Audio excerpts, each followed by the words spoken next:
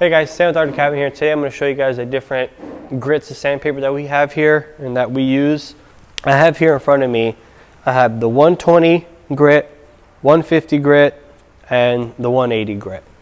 The way I like to go about these and how I choose which one to use, it just depends on the wood. So if I'm using alder, for example, alder is a very soft wood, I will avoid using the 120 on it just because it eats away way too fast and it can leave a lot of dents, like divots in the wood if you don't sand it properly. So I usually start with the 150 on a softer wood just because it makes it a lot flatter, it doesn't eat as much. And then to final sand alder to get the final clean, to remove all those little swirls, we call them pigtails, we'll use the 180 grit because it gives it a nice clean, smoother finish. Now, if I'm using maple, I'm going to start off with the 120 or even the 100, and then when I finish sanding, I'll finish with the 150 to give it a nice, cleaner, smooth surface. So it really just depends on the type of wood you're sanding, and that's where you would choose your grits. In front of me, I have a piece of walnut. So I'm going to show you guys how we would sand this by hand.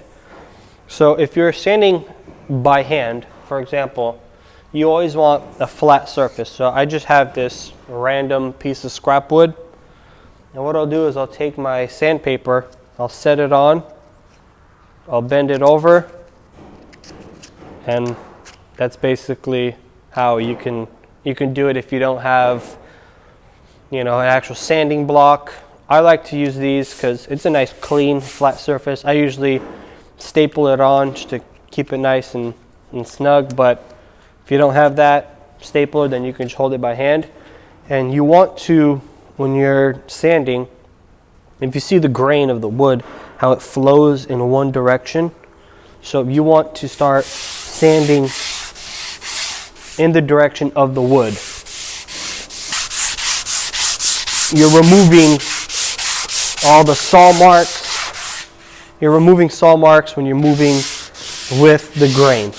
You don't see the scratch as well that your sandpaper leaves behind because you're moving with the grain. Now if you go across the grain,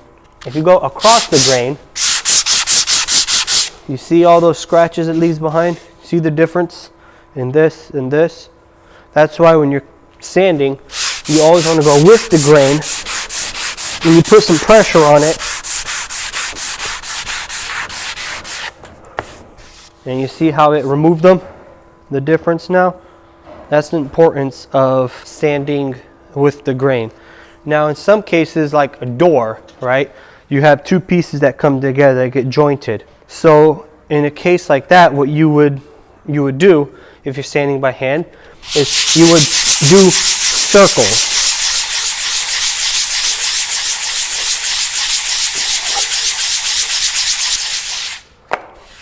Now even then, sometimes on the hardest section of the wood, like if you see here where I didn't put much pressure, you can see some of the cuts. So you also want to keep some pressure and do fast spins when you get to those sections there. And this is mainly the most important part if you're staining something, because when you stain it, all the scratches get really enhanced by the stain. In a future video, we're going to show you guys how to use a orbital sander. It's just a powered sander that makes the sanding life so much easier.